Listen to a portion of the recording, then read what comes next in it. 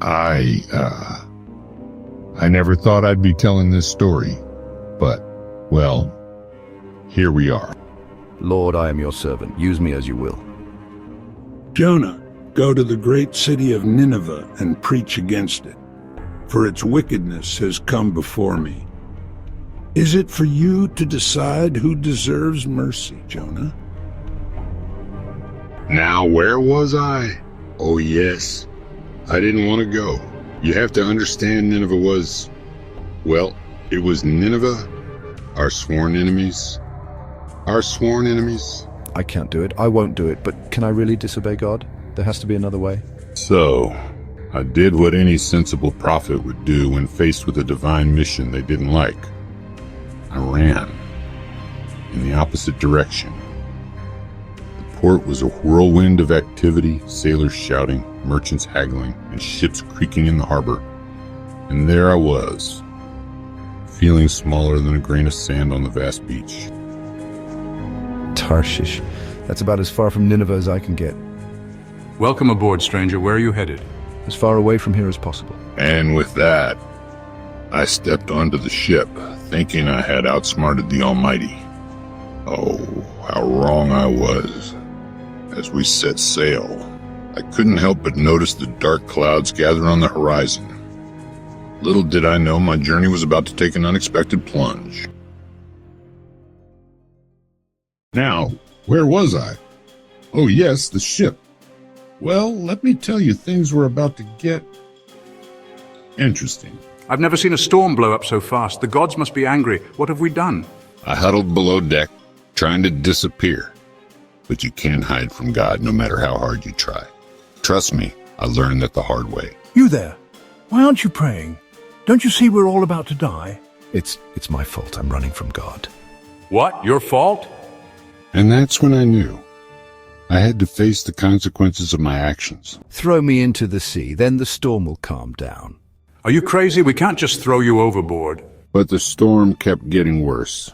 Waves as tall as mountains, wind that could strip the flesh from your bones. We have no choice. May your God forgive us. Lord, forgive me. The water was cold, so cold it burned. I sank into the darkness, thinking this was the end. But then, I saw it, a shape in the water, bigger than anything I'd ever imagined. Its eye alone was the size of a shield, its mouth a cave lined with teeth. Blah, blah, blah, boy. And suddenly, everything went dark. But not because I drowned. No, I'd been swallowed by a fish. A really, really big fish. As for the sailors, well, the moment I hit the water, the sea became as calm as a mill pond. They were safe. But I was just beginning the strangest journey of my life. You know, looking back, I realized something. You can run from God's call, but you can't outrun His plan. And sometimes, His plan involves a very big fish. Well, there I was, swallowed by a fish. Not exactly how I planned my day to go. Hello, anyone there?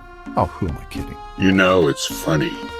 Sometimes it takes being in the belly of a fish to realize how small you really are. Days passed, or maybe it was hours. Time gets a bit fuzzy when you're surrounded by fish guts. Lord, I'm sorry. I was wrong to run. Please, if you can hear me in here, what's happening?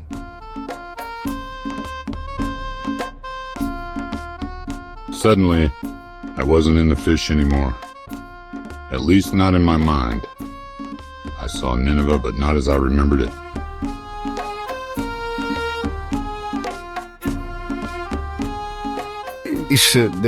They're just people like us. It was like scales falling from my eyes.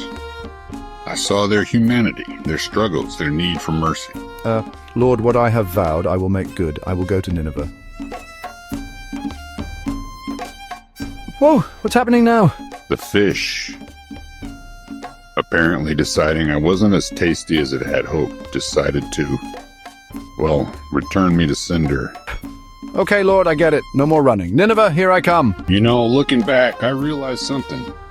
Sometimes the longest journey you'll ever take is from your head to your heart. And sometimes that journey involves a detour through a fish.